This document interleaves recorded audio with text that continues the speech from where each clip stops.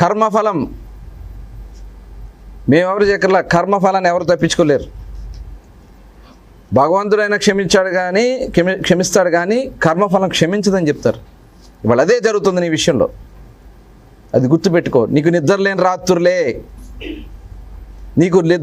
రాత్రులే start అయినాయి.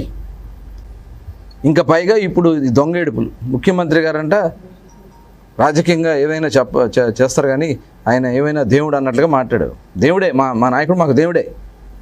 మా నాయకుడు బాటలోనే మేము నడుస్తాం.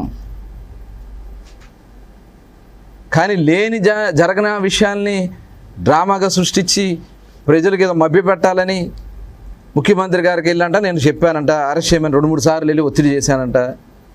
ముఖ్యమంత్రి గారేమో లేదు అని చెప్పి ఆయన నన్ను కేకలేశారంట. ఏంది ఇది?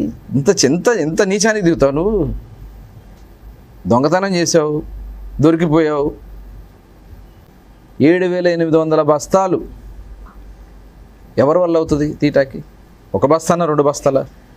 నీ అనుమతి లేకుండా నీ గోడౌన్లో నుంచి బియ్యం వెళ్ళిపోతే నాకు సంబంధం లేదని చెప్పి తప్పించుకు తిరగడానికి ప్రయత్నం చేస్తే డబ్బులు కట్టేస్తే ఆ పాపం నేరం సమిసిపోద్దని మీరు అనుకుంటా ఉన్నారు. ఇంకోటి మాట్లాడుతున్నావు, ఆడవాళ్ళ మీద కేసులు కడతారు. నేరం ఎవరు చేసినా ఇవాళ ఆడవాళ్ళు మర్డర్ చేస్తే కేసులు కట్టి జైల్లో కూర్చుంటున్నారు. నేరం ఎవరు చేసినా నేరమే. అది ఆడవాళ్ళు అవ్వచ్చు, మగవాళ్ళు అవ్వచ్చు, ఎవరైనా అవ్వచ్చు. నేరం చేసిన వాళ్ళు నేరం కింద లెక్కే. దీంట్లో నీ ఇన్వాల్వ్మెంట్ ఉంది కాబట్టి నువ్వే నేరగాడివి. అది గుర్తుపెట్టుకో పేర్నాని గారు. పిచ్చి ప్రేలాపనలు మాట్లాడి మేమేదో కక్ష సాధింపు చేయాలంటే మేము గవర్నమెంట్లోకి వచ్చిన ఫస్ట్ రోజే నువ్వు జైల్లో ఉండేవాడు. ఇది గుర్తుపెట్టుకో. ఇక నీకు నిద్రలేని రాత్రులే.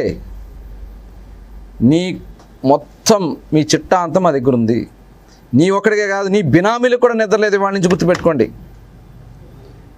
నీ బినామీలు రిజిస్టర్ ఆఫీస్లో మళ్ళీ ఆ స్థలాలన్నీ అమ్మేయడానికి మీ ప్రయత్నాలు చేస్తున్నారు. మొత్తం కూడా చెకింగ్ జరుగుతుంది. ఎవరెవరు వచ్చి బినామీ ఆస్తులు అమ్ముతా ఉన్నారో రిజిస్టర్ ఆఫీస్లో మొత్తం రిజిస్టర్ చేస్తున్నాం. త్వరలోనే ఈడీ ఎంక్వైరీకి కూడా మీ మీద ఈడీ ఎంక్వైరీకి కూడా మేము పెట్టించడం కూడా జరుగుతుంది. దొంగతనంగా దోచుకుని అక్రమంగా ప్రజలను మోసం చేసి పోర్ట్ ఏరియాలో అసైన్డ్ భూముల్ని బలవంతంగా వైట్ 100 రూపీ పేపర్ మీద రాయి చేసుకునే వాళ్ళతో ఇళ్ల స్థలాల భూములకి ఇచ్చింది వాస్తవం కదా.